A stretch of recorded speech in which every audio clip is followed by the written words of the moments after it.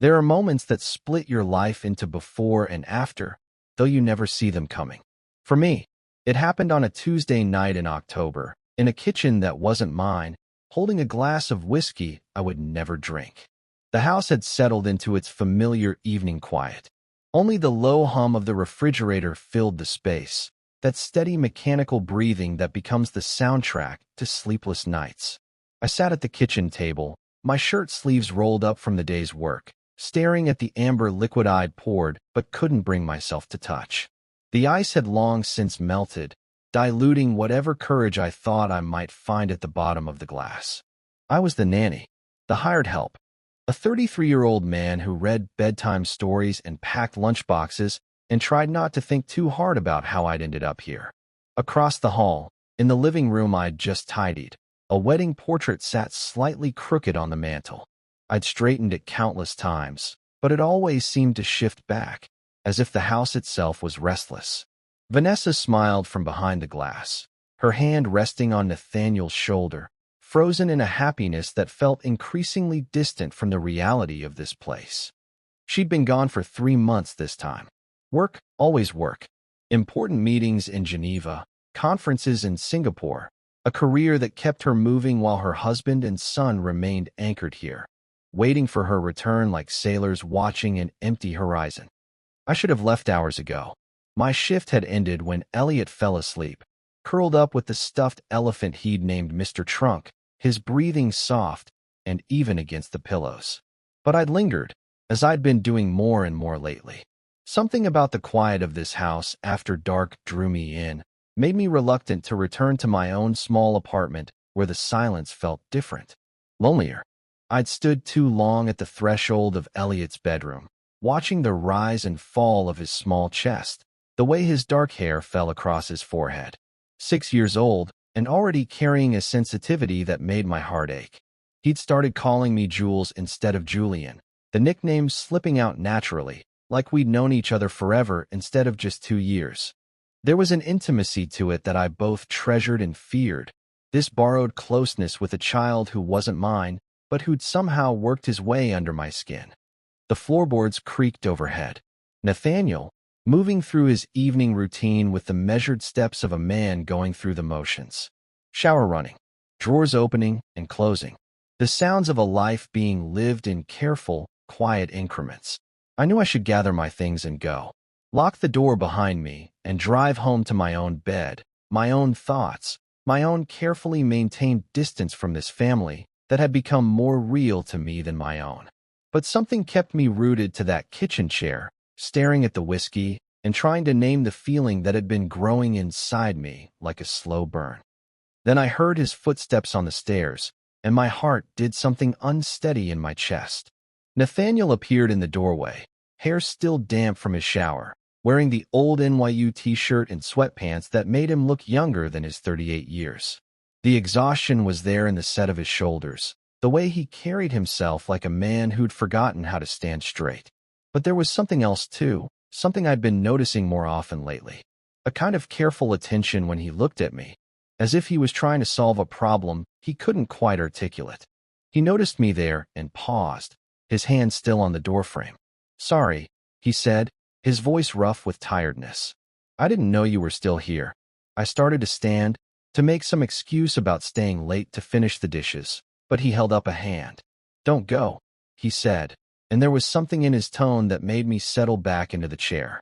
"Not yet." He moved through the kitchen with the familiarity of someone who'd navigated this space in darkness, reaching for a glass, pouring himself water from the tap. His movements were careful, deliberate, as if he was thinking about each one. The silence stretched between us, not uncomfortable, but charged somehow, like the air before a storm. He asked if Elliot had gone down easily, and I told him yes, no trouble at all. We talked about small things. Tomorrow's schedule, the weather, words that seemed to hover just above the surface of whatever was really happening in that kitchen. When he finished his water, he set the glass down and moved toward the doorway where I was preparing to leave. That's when it happened. The moment that would replay in my mind for weeks afterward, dissected and analyzed, and turned over like a stone I couldn't stop examining. He reached out and touched my arm, just above the elbow. His fingers were warm through the thin cotton of my shirt, and I felt that touch like electricity. There was something in his eyes I'd never seen before, or maybe I'd been seeing it all along and finally allowed myself to recognize it. Weariness, yes, but underneath that, a kind of longing that made my breath catch. "Good night, Julian," he said, his voice softer than usual, almost tender. And then, without warning or explanation, he leaned forward and pressed his lips to my cheek. Not the quick, casual kiss of a friend or employer, but something slower, more deliberate.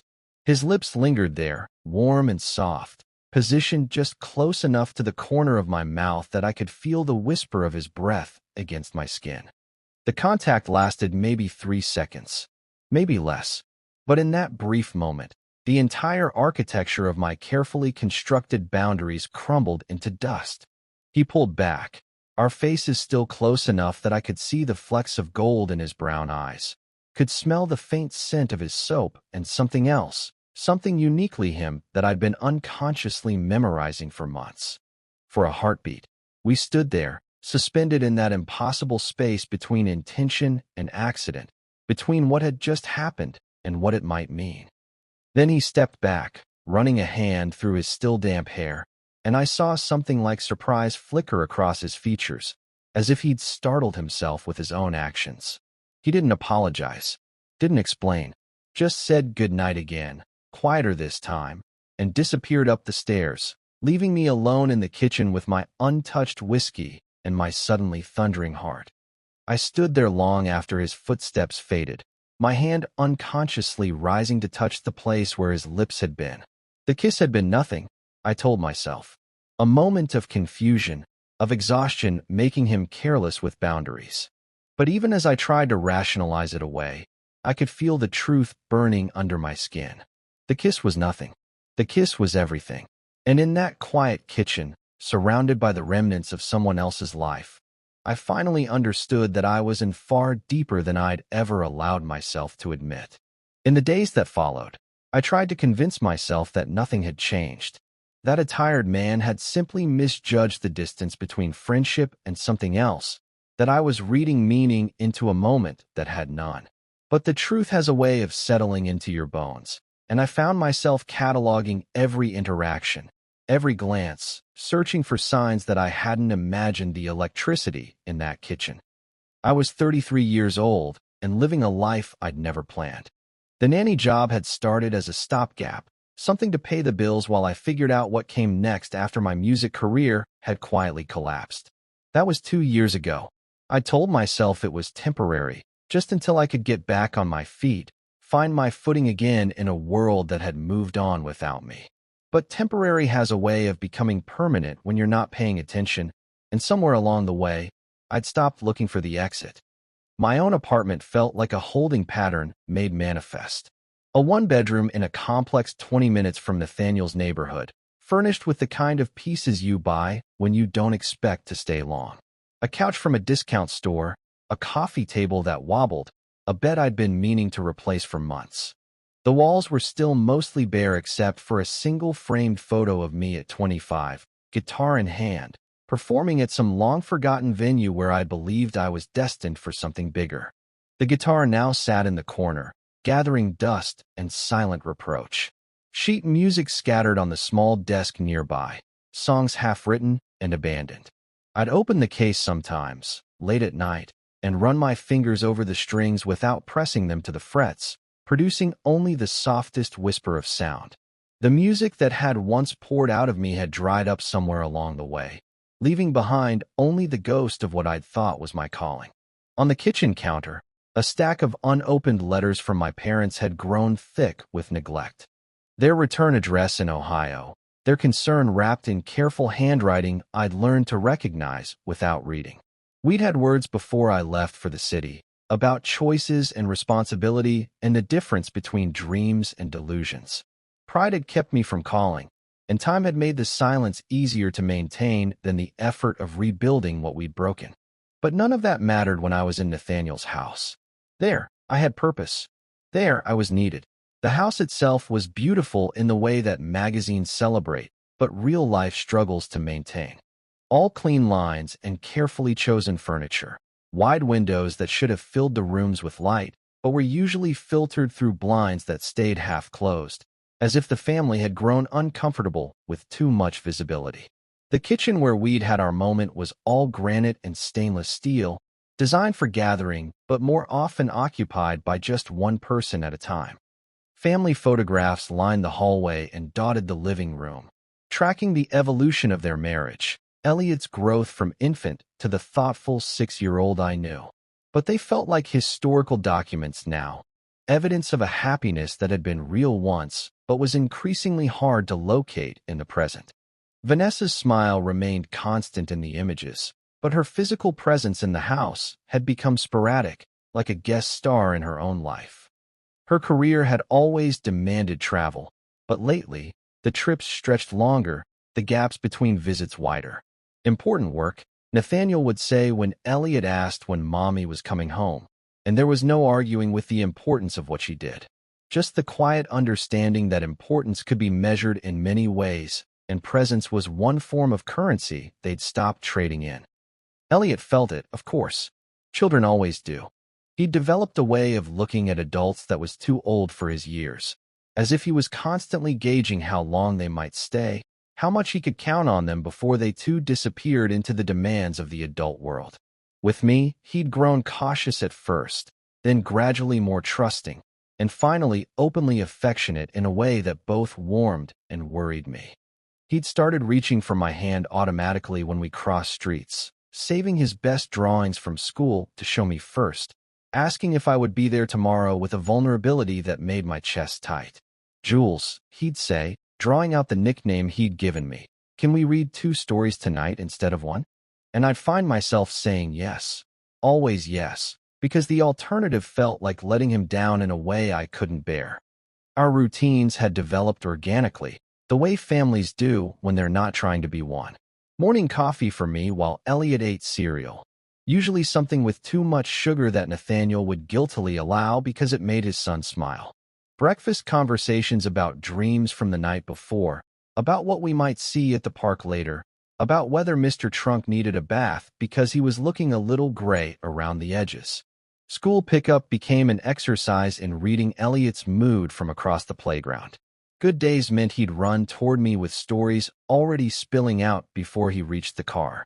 Difficult days meant I'd find him sitting alone, working through whatever 6-year-old social complexity had left him feeling bruised. I'd learned to pack extra patience for those afternoons, to let him decompress at his own pace while we drove home. Evenings were when the real intimacy lived. Bath time negotiations, where Elliot would try to convince me that dinosaurs definitely did not need soap to be properly clean. Bedtime stories that had evolved into collaborative storytelling, where he'd interrupt to redirect the plot and I'd adapt, watching his imagination take control of the narrative. Those moments felt like the most honest version of myself I'd accessed in years. But it was the time after Elliot went to sleep that had become dangerous territory. The moments when Nathaniel would emerge from his home office, looking like a man surfacing from deep water, ready to engage with the world again after hours of managing whatever crisis his consulting firm was navigating that week. He'd pour himself tea, sometimes wine, and we'd talk about small things that gradually became larger things. I'd started staying later, telling myself it was to help with dishes or prepare for the next day, but really because leaving felt like breaking a spell. Something about the way Nathaniel looked at me during those conversations, the way he listened when I mentioned a book I was reading or a thought I'd had, made me feel seen in a way I'd forgotten was possible. He'd ask about my music sometimes, gently, without the pitying tone most people used when they learned about my failed career. "What kind of songs did you write?" He'd wondered one evening, and I'd found myself describing melodies I hadn't thought about in months, lyrics that had seemed important once upon a time. He'd listen with the kind of attention that made you want to be more interesting than you actually were. The boundaries of my role had blurred so gradually I hadn't noticed it happening. Employee became friend, became something harder to name. I was staying for dinner more often when Nathaniel worked late, the 3 of us around the kitchen table like a family that had assembled by accident. Elliot would chatter about school while Nathaniel and I shared looks over his head, small moments of understanding that felt both innocent and loaded with meaning I was afraid to examine. There were nights when I'd catch Nathaniel watching me read to his son, something unreadable in his expression. Gratitude, maybe, but underneath that, something hungrier. Something that made me hyper-aware of my own body, the way I moved through his space, the casual intimacy I developed with his child and, by extension, with the life he was trying to hold together in his wife's absence. I told myself I was imagining it. That loneliness was making both of us project meaning onto interactions that were simply friendly, simply professional, simply two adults navigating the complex territory of shared responsibility for a child's well-being. But late at night, in my own apartment, I'd replay conversations and find myself wondering what would have happened if I'd lingered a moment longer, spoken a little softer, let my hand rest on his shoulder when he looked particularly tired. The truth was settling into my daily life like sediment, impossible to ignore, but too frightening to examine directly. I was falling into something that had no name, no clear boundaries, no obvious resolution. I was becoming essential to a family that wasn't mine, irreplaceable in a life that could never really belong to me. And after that night in the kitchen, after that brief press of lips against my cheek that had changed everything and nothing, I knew that whatever careful distance I'd maintained was gone. The architecture of our relationship had shifted, and I was no longer sure which walls were still standing and which were only the memory of walls, transparent now to anyone willing to look closely enough to see what was really there. The invitation came on a Thursday morning, casual in the way that important things often are. Nathaniel was making coffee while I packed Elliot's lunch, our movements around each other choreographed by months of shared mornings. He mentioned, almost as an afterthought, that he was thinking of taking Elliot to the family cabin for the weekend, some time away from the city. Fresh air. Then he paused, stirring his coffee with more attention than it required, and asked if I might want to come along to help with Elliot. Help with Elliot. The words hung in the air between us, polite and practical, and somehow insufficient for what felt like a larger question. I could have pointed out that a father should be able to manage his own 6-year-old son for 2 days.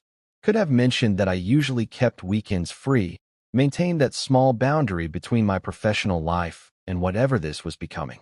Instead, I heard myself saying yes before I'd fully processed the implications. Vanessa wouldn't be there, he added unnecessarily. Still overseas. Another conference, another extension, another month of empty space where a wife and mother should be. The information felt both relevant and dangerous, the kind of detail that made this invitation feel less like work and more like something I couldn't name. Friday afternoon found us loading Nathaniel's car with the peculiar mix of items that weekend trips require.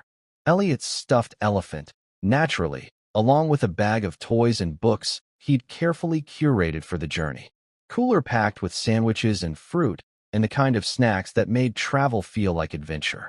My own small overnight bag, hastily packed that morning with clothes that felt wrong the moment I'd chosen them. Too casual or too formal for whatever this weekend might become. The drive north took us through suburbs that gradually gave way to farmland, then forest. Elliot chattered from the back seat for the first hour, excited about the prospect of fishing and hiking and showing me the rope swing that hung over the lake. Gradually, though, the rhythm of the road and the soft music from the radio lulled him into sleepy contentment, his head tilted against the window, dark hair falling across his forehead in a way that made him look even younger than his 6 years. That left Nathaniel and me alone with our thoughts and 2 hours of highway stretching ahead. The conversation came in comfortable waves, punctuated by long silences that felt natural rather than awkward. He told me about buying the cabin 5 years ago, how it had seemed like the perfect family retreat, though they'd used it less and less as Vanessa's career demands intensified.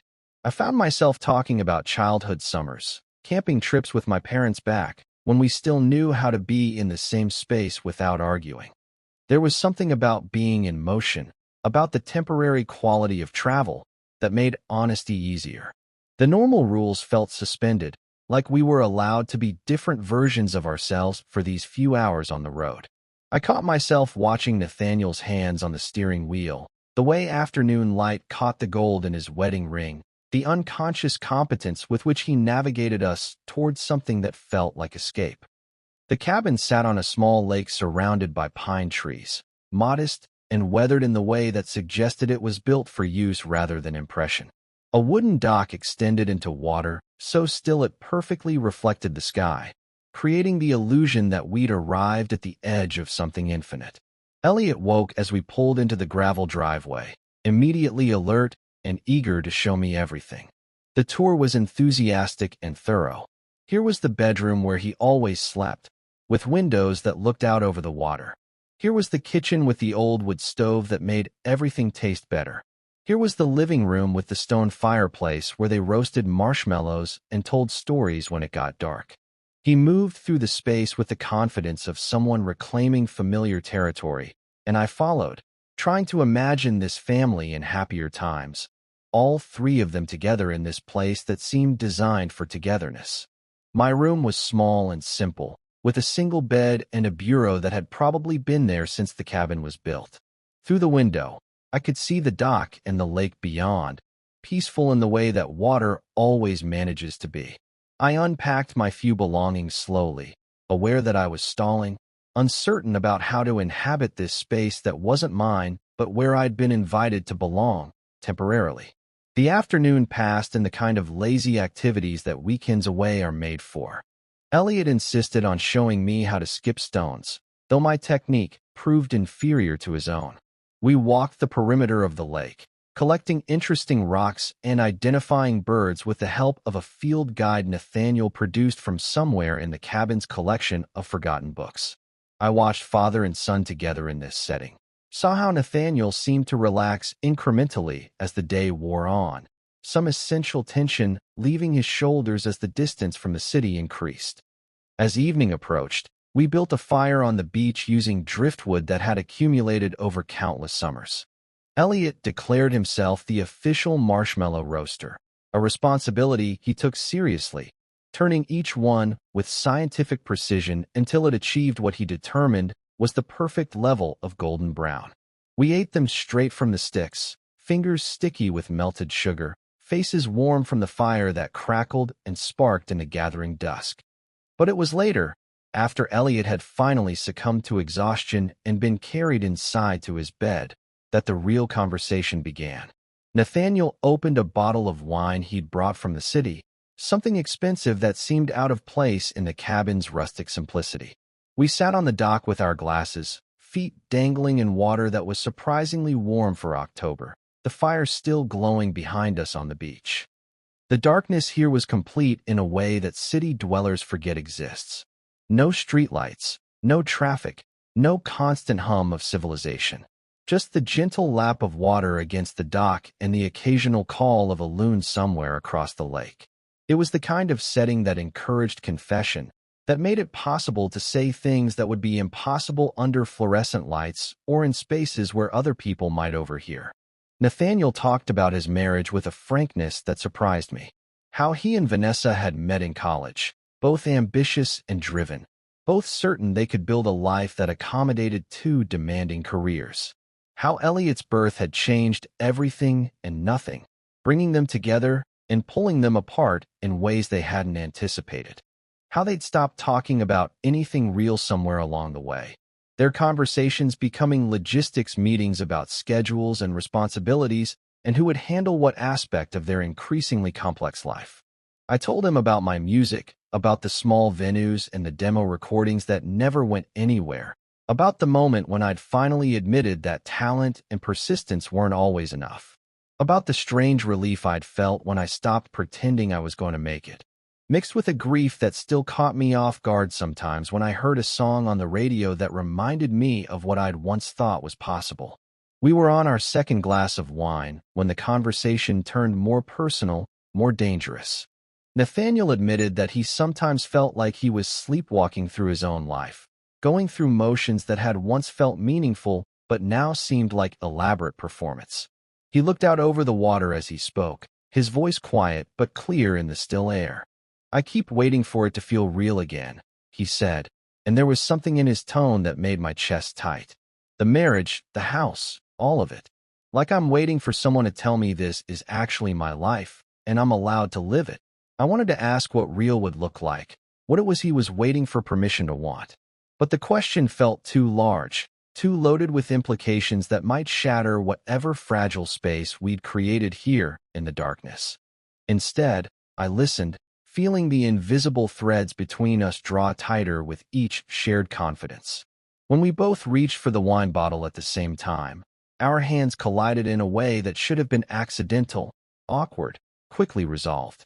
Instead, we both froze, fingers overlapping, neither of us moving to pull away.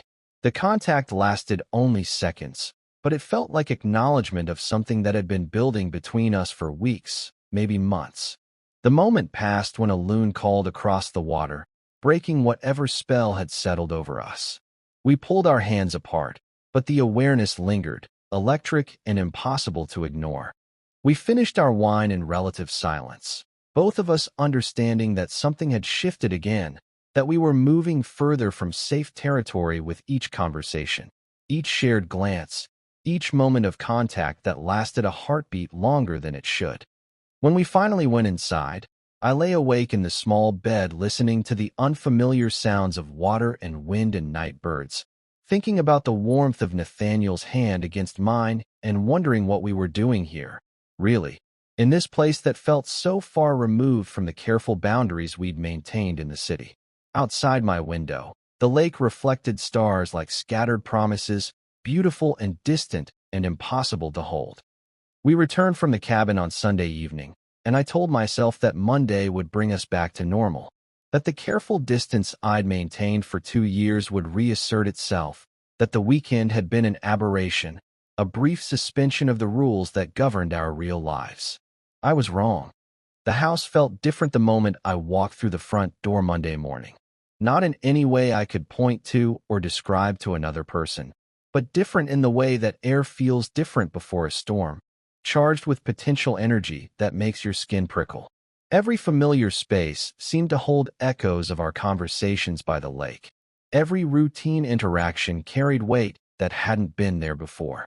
Nathaniel was making coffee when I arrived, the same ritual we'd performed hundreds of times, but now I found myself hyper-aware of the way he moved through the kitchen, the unconscious efficiency of his movements, the way morning light caught the stubble along his jaw that he hadn't yet shaved.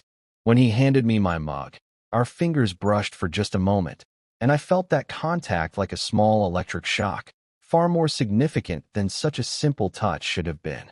The change wasn't dramatic.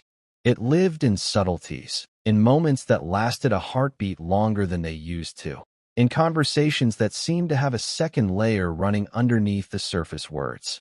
When I read to Elliot before bed, I'd become aware of Nathaniel lingering in the doorway, not interrupting but not leaving either, listening to stories he'd probably heard dozens of times. There was something in his expression during those moments, a kind of quiet attention that made me stumble over familiar words, made me conscious of the sound of my own voice in a way that felt both flattering and dangerous. He started asking questions that went beyond the necessities of childcare and household management. What was I reading lately? Did I still write music sometimes, even if I wasn't performing? What had made me want to be a musician in the first place? The inquiries came gradually, woven into our daily interactions, but they felt like reconnaissance, like someone mapping the territory of another person's inner life. The most dangerous moments came in the evenings, after Elliot was asleep and Nathaniel emerged from his home office looking like someone surfacing from deep water. We'd started having what I told myself were just friendly conversations over tea or wine, but they felt like something else entirely. There were silences that stretched too long, glances that carried meaning I was afraid to interpret, moments when I'd catch him looking at me with an expression I couldn't name, but that made my pulse quicken. I tried to resist, told myself that whatever I thought I was seeing was just projection, just my own loneliness reading meaning into interactions that were perfectly innocent. A lonely man, grateful for help with his son, being kind to someone who'd become important to his family's functioning. Nothing more complicated than that. But my body betrayed me constantly, hyper-aware of his presence in ways that made me feel like a teenager again, clumsy and obvious and desperate for attention I shouldn't want. When he stood close enough for me to smell his cologne, I found myself holding my breath. When he laughed at something I said, I felt warm in a way that had nothing to do with the temperature of the room. When he touched my shoulder to get my attention, I had to resist the urge to lean into the contact, to see how long he'd let his hand rest there before pulling away. The awareness was exhausting. I'd catch myself staring at his hands when he gestured during conversation, wondering what they would feel like against my skin. I'd noticed the way his hair fell across his forehead when he was tired, the small scar above his left eyebrow that I'd never asked about, the way his wedding ring caught the light when he moved. Details that had no business being important to me, but that I collected anyway, like evidence of something I couldn't name. 3 weeks after the cabin, we were at the park with Elliot on a Tuesday afternoon. October had settled into that perfect balance between summer's heat and winter's bite, the kind of weather that made you want to stay outside indefinitely. Elliot had spotted friends from school and run off to join their game of tag, leaving Nathaniel and me sitting on a bench in golden light that made everything look softer, more forgiving. We sat in comfortable silence for a while, watching Elliot navigate the complex social dynamics of 6-year-old friendship. He was good at it, naturally empathetic in a way that suggested he'd inherited the best parts of both his parents. When one of the younger children fell and scraped his knee, Elliot was the first to run over with comfort and practical suggestions for how to make it better. "You're raising a good kid," I said, because it was true and because the alternative was sitting in silence that felt too loaded with things I couldn't say. Nathaniel was quiet for a long moment, his eyes still on his son. Then he turned to look at me directly, and there was something raw in his expression, something that made my chest feel tight. "You're better with him than I am," he said softly, and there was no self-pity in it, just a kind of tired honesty that caught me off guard. I started to shake my head, to offer the reassurance that social convention demanded, but he continued before I could speak. "No, I mean it. You see him in ways I miss. You know what he needs before he asks for it. You make it look natural, this whole parenting thing. I feel like I'm always guessing, always afraid I'm getting it wrong." His voice was barely above a whisper, and there was something fragile in it that made me want to reach out and touch his hand, offer the kind of comfort that crossed lines I was supposed to maintain. "That's not true," I managed, but even as I said it, I knew there was truth in what he'd observed. I did have an intuitive connection with Elliot, could read his moods and needs in ways that seemed to surprise even me. But that didn't diminish what Nathaniel brought to his son's life. "You love him," I said instead. "That's what matters. Everything else can be learned." He was still looking at me with that intense focus that made me feel like he was trying to solve a puzzle, and when he spoke again, his voice was even quieter, more vulnerable. "I don't know what I'd do without you, Julian. I really don't." The words hung in the air between us, heavy with implications that neither of us was ready to examine directly. They could have been innocent, a simple expression of gratitude from an employer to someone who'd become indispensable. But the way he said them, the rawness in his voice, the way his eyes didn't leave mine while he spoke, made them feel like something else entirely. I didn't trust myself to respond, afraid that whatever I said would reveal too much about how those words affected me, how they settled into a space in my chest that I'd been trying to keep carefully guarded. Instead, I nodded and looked away, back toward Elliot, who was now organizing an elaborate game that seemed to involve climbing equipment and imaginative scenarios about pirates and treasure. We sat there for another 20 minutes, close enough that I could feel the warmth radiating from Nathaniel's body, both of us watching his son play while the weight of unspoken things pressed down between us like a physical presence. When it was time to go, when Elliot had been convinced to leave his new friends and head home for dinner, I felt like something fundamental had shifted again, like we'd crossed another invisible line without quite acknowledging what we were doing.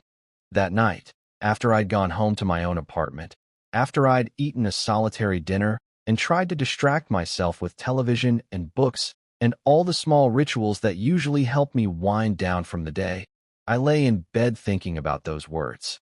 "I don't know what I'd do without you." The way he'd said them, like a confession, like something he'd been carrying around and finally couldn't hold alone anymore. When I finally fell asleep, I dreamed of him. Not the grand passion that my subconscious might have conjured, not dramatic scenes of romance or forbidden encounters, but something far more dangerous in its simplicity. In the dream, we were in his kitchen making breakfast together, moving around each other with the easy familiarity of people who'd been sharing space for years. He handed me coffee. I passed him the newspaper. Our shoulders brushed as we reached for things at the same time. In the dream, we were lying in bed together, not doing anything particularly intimate, just existing in the same space with the comfortable silence of two people who belonged there. His breathing was steady beside me, his presence warm and reassuring and utterly natural, like something that had always been true rather than something I was imagining. In the dream, I reached over and touched his hand, and he turned toward me with a smile that was sleepy and genuine and meant just for me. And it felt like the most natural thing in the world, like coming home to a place I'd been searching for without knowing it. I woke in the gray light of early morning with my heart racing and my chest tight, with a longing so acute it felt physical. The dream had been so vivid, so real, that for a moment I expected to turn over and find him there beside me. Instead, I found only empty space and the familiar walls of my own bedroom, and the crushing realization that what I'd experienced was just my subconscious processing desires I'd been trying so hard to deny. I lay there in the growing light, staring at the ceiling and finally admitting to myself what I'd been avoiding for weeks. This wasn't just loneliness or misplaced gratitude or confusion brought on by spending too much time in someone else's family. This was something else entirely, something that had been building gradually and was now too large to ignore or explain away. I was falling in love with Nathaniel, had been falling, slowly and helplessly, for longer than I wanted to calculate. And after that conversation on the park bench, after the raw honesty in his voice when he'd told me he didn't know what he'd do without me, I was no longer sure I was falling alone. The transformation had begun, and there was no going back to the careful distance I'd maintained before. Whatever happened next, whatever lines we crossed or didn't cross, whatever consequences emerged from this shift in the fundamental nature of our relationship, I could no longer pretend I didn't understand what was happening between us. The question was what we were going to do about it. The revelation didn't come as a single moment of clarity, but in fragments that accumulated like evidence I could no longer ignore. Small betrayals of my own carefully maintained boundaries, moments when my body acted on impulses my mind was still trying to deny. It started with his wedding ring. I'd always been aware of it. Of course, the thin gold band that caught the light when he gestured, a constant reminder of the family structure I was supposedly there to support. But suddenly I found myself staring at it with an intensity that bordered on obsession, watching it slide slightly when he washed dishes, noting how he twisted it absently when he was thinking, wondering what his hand would look like without it, what it would feel like to slip it from his finger myself. The thoughts came unbidden and unwelcome, but they came nonetheless. During perfectly innocent conversations about Elliot's school schedule or grocery lists, I'd find my attention drifting to that small circle of metal and everything it represented. Marriage, commitment, a life that belonged to someone else, a barrier I had no right to imagine crossing. Yet there I was, imagining. Then there was the sweater incident, which should have been nothing but became everything in the space of a few seconds. It was a Tuesday evening in early November, unseasonably warm for the season. Nathaniel had been working in the garden after dinner, trying to get the last of the fall cleanup done before winter settled in for good. When he came inside, grass-stained and slightly out of breath, he pulled off his old cable-knit sweater and tossed it over the back of a kitchen chair. I should have left it there. Should have gone home to my own apartment and my own clothes and my own carefully contained life. Instead, when I reached for my jacket an hour later, I grabbed his sweater by mistake. The wool was soft and worn, warmed by his body heat, and when I lifted it toward the coat hook, I caught the scent of his cologne mixed with something else, something essentially him that I'd been unconsciously memorizing for months. Without thinking, without any conscious decision, I pressed the fabric to my face and breathed in deeply. The scent hit me like a physical force, intimate and overwhelming and completely inappropriate. For a moment, I stood there in his kitchen with his sweater against my cheek, and the longing that swept through me was so acute I actually gasped. Then I realized what I was doing and dropped the sweater like it had burned me, my face hot with shame and desire, and the terrible understanding that I was far past the point where I could pretend this was just professional appreciation or friendly affection. I was a man standing in another man's kitchen, holding his clothes to my face like some lovesick teenager, and the realization of how far I'd fallen should have been enough to make me walk away from this job, this family, this impossible situation. Instead, I carefully hung the sweater on its proper hook and drove home with my hands shaking on the steering wheel. The final fragment came 3 days later, on a Friday evening when November had remembered it was supposed to be cold and the house felt cozy and enclosed against the darkness outside. Elliot had gone to bed easily, tired from a school field trip to the zoo, and Nathaniel had finished his work earlier than usual. We found ourselves in the living room, him grading papers from a consulting project on the coffee table, while I read a book I'd picked up from the library, something about photography that had caught my interest but that I was having trouble focusing on. The couch was large enough for both of us with space to spare, but somehow we'd ended up closer than necessary, the distance between us measured in inches rather than feet. I could feel the warmth radiating from his body, could hear the soft scratching of his pen against paper, could sense his presence in my peripheral vision like a constant low-level distraction. When he finished his work and set the papers aside, the silence that settled between us felt different from our usual comfortable quiet. It felt charged, expectant, like the moment before lightning strikes when the air itself seems to vibrate with potential energy. Neither of us spoke. Neither of us moved to turn on the television or suggest calling it a night or do any of the things that would have broken the tension building in that small space. Instead, we sat there, hyper-aware of each other's breathing, of the tiny shifts in position that brought us incrementally closer together. When he finally turned to look at me, really look at me, his eyes held an expression I'd never seen before, but that I recognized instinctively. Fear and gratitude and something hungrier, something that made my chest feel tight and my pulse quicken. "Julian," he said, and my name sounded different in his voice, softer and more uncertain than I'd ever heard it. That was all.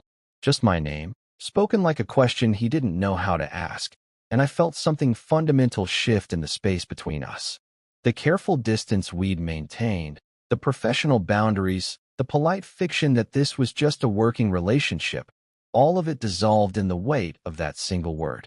I turned toward him fully, and suddenly we were facing each other on the couch, our knees touching, the coffee table and papers and book forgotten. His eyes were dark in the lamplight, and I could see the conflict there, the want and the fear and the terrible understanding that we were approaching a line that, once crossed, would change everything. I should have pulled back, should have made some excuse about the late hour or early morning or any of the dozen reasonable reasons why this moment needed to end before it went any further. Instead, I found myself leaning forward, drawn by something stronger than logic or self-preservation or concern for the consequences. When our lips met, it was tentative at first, almost accidental, as if we'd both moved forward without conscious decision and found ourselves suddenly, impossibly connected. The contact was soft, questioning, trembling with uncertainty and desire, and the weight of months of unspoken longing finally given form. Then, for just a moment, the kiss deepened.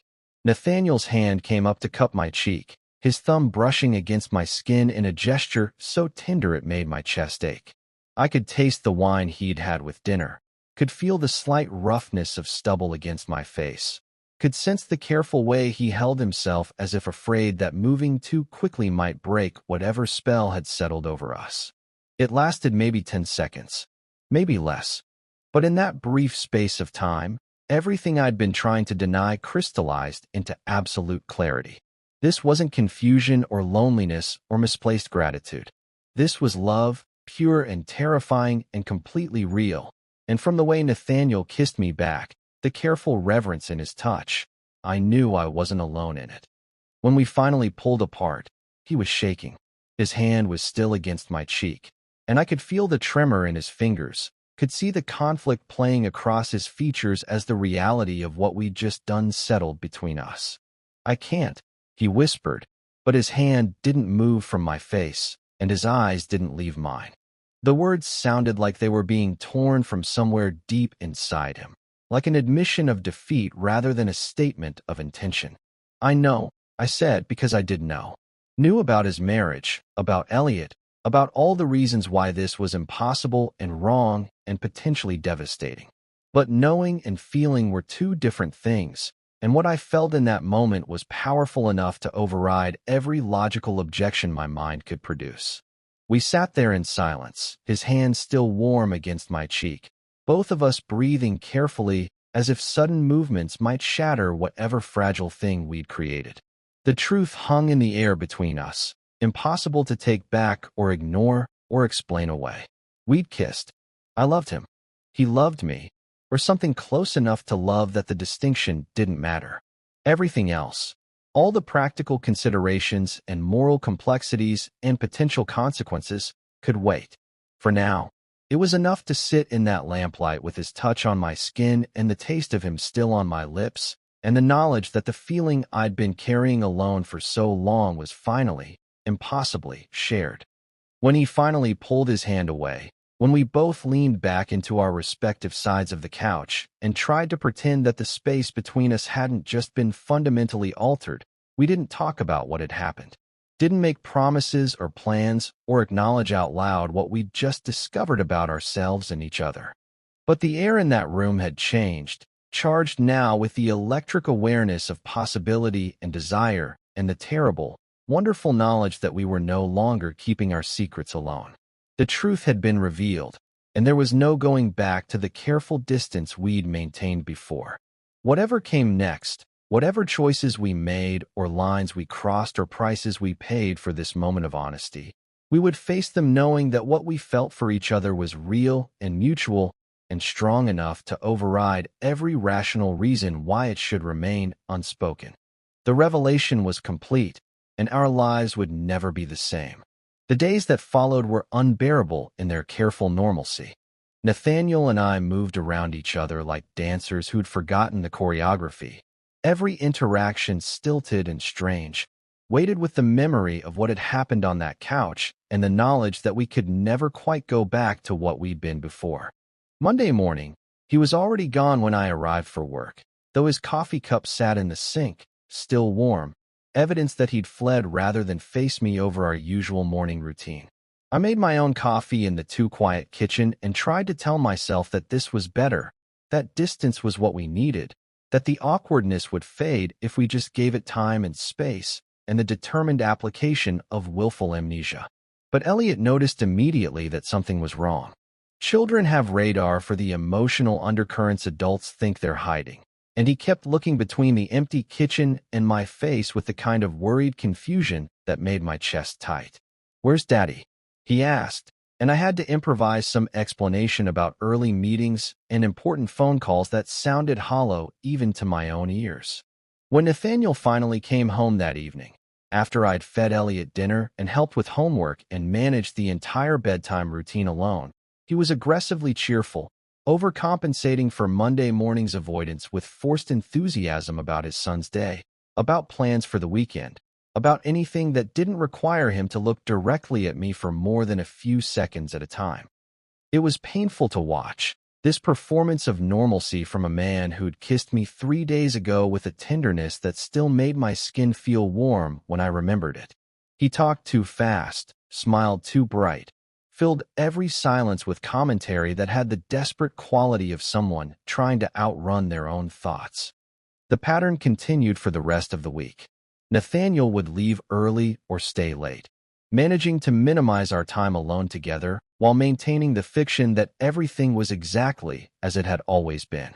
When we did interact, it was with the forced politeness of strangers, all please and thank you and careful avoidance of eye contact that lasted longer than absolutely necessary. I found myself studying his face during these encounters, looking for some sign of what he was feeling, some indication that the kiss had affected him the way it had affected me. But he'd become practiced at hiding behind professional courtesy, treating me like the employee I technically was rather than the man he'd held with shaking hands just days before. The worst part was how it affected the house itself. The easy domesticity we'd built over months felt brittle now, artificial, like a stage set that might collapse if anyone moved too quickly or spoke too honestly. Even Elliot seemed to sense the change, becoming clingy in a way that wasn't like him, asking me repeatedly if I was okay, if I was sad, if I was going to stay. That last question haunted me. If I was going to stay. Because the truth was, I wasn't sure I could. The situation had become untenable, this careful dance around the truth of what we felt for each other. This pretense that we could somehow return to the innocent professional relationship we'd never actually had. I started looking at job listings online, scrolling through postings for other nanny positions, other families who might need help with their children. The thought of leaving Elliot made me physically ill, but the thought of continuing this charade indefinitely seemed equally impossible. We couldn't keep pretending that nothing had changed when everything had changed, couldn't keep avoiding each other in a house that was too small for this much unspoken tension. Friday afternoon, while Elliot was at a play date and I was folding laundry in the living room, I found myself staring at the couch where it had happened. The same throw pillows, the same soft lamplight, the same space where truth had finally overwhelmed all our careful boundaries. I could still feel the ghost of Nathaniel's hand against my cheek, could still taste the wine on his lips, could still remember the way he'd whispered my name like a prayer or a confession. The memory was so vivid that I didn't hear him come home, didn't realize he was standing in the doorway watching me until he cleared his throat softly. When I turned, he was there with his tie loosened and his shirt sleeves rolled up, looking tired in a way that went deeper than physical exhaustion. "We need to talk," he said, and his voice was hoarse, like he'd been practicing the words for hours. I followed him to the kitchen, the same space where this whole thing had started with that first inexplicable kiss on my cheek, the same granite countertops and stainless steel appliances that had witnessed months of careful distance gradually dissolving into something neither of us knew how to handle. He leaned against the counter, gripping the edge with white knuckles, and for a long moment neither of us spoke. The silence stretched between us, heavy with everything we'd been avoiding, everything we'd been pretending didn't exist. "What are we doing?" he finally asked, his voice barely above a whisper. The question hung in the air like an accusation, like a plea, like the admission of defeat I'd been waiting for all week. I didn't have an answer, because the honest response was too complicated, too dangerous, too loaded with implications that might destroy what little stability we'd managed to maintain. What were we doing? Falling in love, crossing lines, risking everything for something that had no clear future, no obvious resolution. "I haven't been in love with Vanessa for years," he said suddenly, the words tumbling out like he'd been holding them back for so long that they'd finally overwhelmed his ability to contain them. "We stay married for Elliot, for the stability, the appearance of family. But it's been over between us for longer than I want to admit." His honesty hit me like a physical blow, not because it was surprising, but because it was the confirmation of something I'd sensed but never allowed myself to hope might be true. I'd seen the distance between them, the careful politeness that had replaced whatever passion had once existed, but hearing him say it out loud made it real in a way that changed everything. "You make this house feel alive again," he continued, his eyes finally meeting mine across the kitchen. "You make Elliot laugh in ways I'd forgotten he could. You make me remember what it feels like to want to come home at the end of the day instead of just going through the motions." The confession was both tender and damning, beautiful and terrible in its honesty. He was telling me that what I felt for him was reciprocated, that the connection between us was real and significant and mutual. But he was also telling me that acting on it would mean the destruction of his marriage, the disruption of his son's world, the potential scandal that would follow if anyone discovered what we'd become to each other. I wanted to reach for him, to close the distance between us and kiss him the way I'd been wanting to kiss him for days, for weeks, for longer than I'd been willing to admit even to myself. But I also understood the weight of what he was offering, the price that would have to be paid for whatever happiness we might find together. The choice was impossible. To stay meant living in this suspended state of want and fear and careful avoidance, risking exposure with every shared glance, every moment of connection that lasted too long. It meant watching Elliot grow attached to me while knowing that discovery could tear me from his life without warning, could destroy the stability Nathaniel was so desperate to maintain for his son's sake. But to leave meant cutting myself off from the only place I'd felt truly wanted in years, from the child who'd become like my own, from the man who'd just admitted he loved me in everything but those exact words. It meant returning to my small apartment and my silent guitar and my stack of unopened letters, to a life that felt like waiting for something that would never come. I looked at Nathaniel across the kitchen, at the hope and fear warring in his expression, at the way he held himself like a man braced for either salvation or destruction, and I realized that this moment was the fulcrum on which everything would turn. Whatever I said next, whatever choice I made, would determine not just my own future, but the future of this family, this carefully constructed life that had somehow become more real to me than my own. The weight of that responsibility was crushing.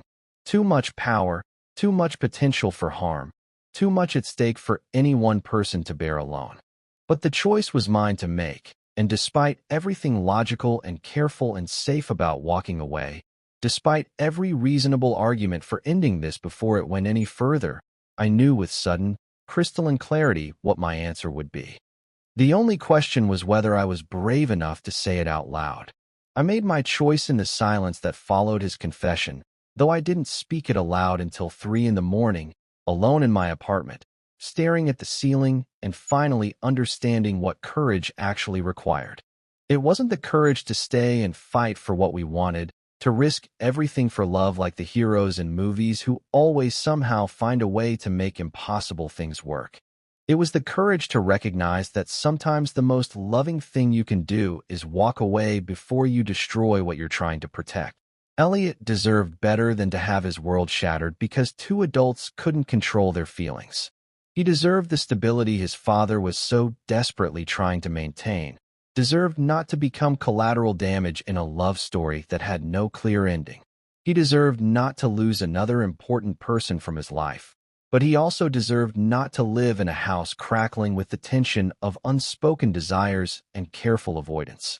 I packed in the early hours of Saturday morning, before dawn broke over the city, moving through my apartment like a ghost collecting the evidence of a life I'd never fully committed to living. 2 years of belongings fit into a single suitcase and a duffel bag, a testament to how little I'd allowed myself to settle anywhere since my music career had ended. The guitar I left behind, leaning against the wall like an abandoned promise. Someone else could deal with it when the lease expired. The drive across the city felt like moving through a dream, the streets empty except for delivery trucks and the occasional taxi, carrying someone else toward their own moment of reckoning. I knew Nathaniel's schedule well enough to time this carefully. He was a deep sleeper, wouldn't wake until his alarm went off at 7. That gave me an hour to do what needed to be done and disappear before he could try to stop me or change my mind with words that would only make this harder than it already was. I let myself into the house with the key that had become as familiar as my own, moving through the darkened rooms with the quiet competence of someone who'd learned to navigate this space in the dark. The kitchen first, where I placed my key on the granite counter next to the glass of whiskey he'd poured Friday night, but never finished, amber liquid catching the first pale light of dawn through the window. 2 objects that told the whole story in their simple placement. What he'd offered, what I was returning. Elliot's room was the hardest part. He slept curled around Mr. Trunk, his dark hair falling across his forehead in the way that always made my chest feel tight with protective tenderness. 6 years old and already carrying more emotional complexity than most adults I knew. Already learning that the people you love sometimes leave without warning or adequate explanation. I tucked the note into his favorite storybook, the one about the little boy who dreamed of flying and eventually grew wings. On a piece of paper torn from a notebook I kept in my jacket pocket, I'd written the only words I could manage. I'll always believe in your dreams. It wasn't enough, could never be enough to explain why I was disappearing from his life, but it was true in a way that might matter to him someday, when he was old enough to understand that adults sometimes make choices that break their own hearts in order to protect the people they love. I stood at the threshold of his room for longer than I should have, memorizing the soft sound of his breathing, the way morning light was just beginning to creep across the walls painted with the dinosaurs he'd insisted on last year. This borrowed intimacy, this life of a father that was never mine, but that had felt more real than anything I'd experienced in years. I was walking away from the closest thing to a family I'd had since leaving Ohio, from the daily routines that had given my life structure and meaning, from love in all its complicated, impossible forms. The house felt different as I moved through it one last time, not like a workplace I was leaving, but like a home I was abandoning. Every familiar object seemed to carry weight now, from the wedding portrait that still sat slightly askew on the mantel to the coffee maker that had witnessed hundreds of morning conversations to the couch, where truth had finally overwhelmed all our careful boundaries. I didn't leave anything for Nathaniel beyond my absence. No letter explaining my choice. No words of love or regret or hope for some impossible future reconciliation. What could I have said that wouldn't have made this harder for both of us? That I loved him? He already knew. That I was sorry? That seemed inadequate for the magnitude of what we were losing. That I hoped he'd understand? Understanding wouldn't make the loss hurt any less. Instead, I left silence, which felt both cruel and merciful. Let him draw his own conclusions, create his own narrative for why I'd chosen to disappear rather than fight for what we discovered between us. Let him be angry if that made it easier. Let him decide I was a coward if that helped him move forward with the life he was choosing to preserve.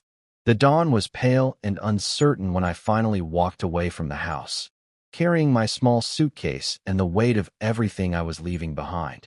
The suburban street was still sleeping, windows dark behind drawn curtains, the whole neighborhood wrapped in the quiet suspension of early morning. My footsteps on the sidewalk sounded too loud in the stillness, like an intrusion on the peace I was about to shatter by my absence. I didn't look back. Couldn't afford to see the house where I'd been happy, where I'd felt needed and wanted and essential to something larger than myself. Couldn't risk catching a glimpse of Nathaniel's bedroom window and imagining him still sleeping, unaware that his world was about to change again, that another person was choosing to leave rather than stay and work through the complicated realities of loving imperfectly. The morning air felt heavy but clean, charged with the possibility of change and loss and the strange relief that comes from finally making an impossible choice instead of living indefinitely in the suspended animation of indecision. I'd touched something real in that house, something transformative that had shown me parts of myself I'd forgotten existed. That had to be enough. There was no certainty about what came next, no promise of reunion or resolution or the kind of ending that might make this sacrifice feel worthwhile. Just the knowledge that for a brief time, I'd allowed myself to love fully and be loved in return, had experienced the particular joy of helping raise a child who wasn't mine, but who'd claimed a permanent place in my heart, had discovered that the life I'd been living before was just waiting, and this had been living. The truth of who I was, who I could be when I stopped protecting myself from the risk of caring too much, had been revealed in that house. It had changed me in ways that felt permanent, fundamental, like learning a new language or discovering a sense I didn't know I possessed. Whatever happened next, wherever I went from here, I would carry that knowledge with me like a gift I'd given myself by allowing this impossible love to exist, even briefly, even without a future. I walked toward my car, and the uncertain dawn and the rest of my life, changed forever by the courage it had taken to love and the different kind of courage it was taking to let that love go.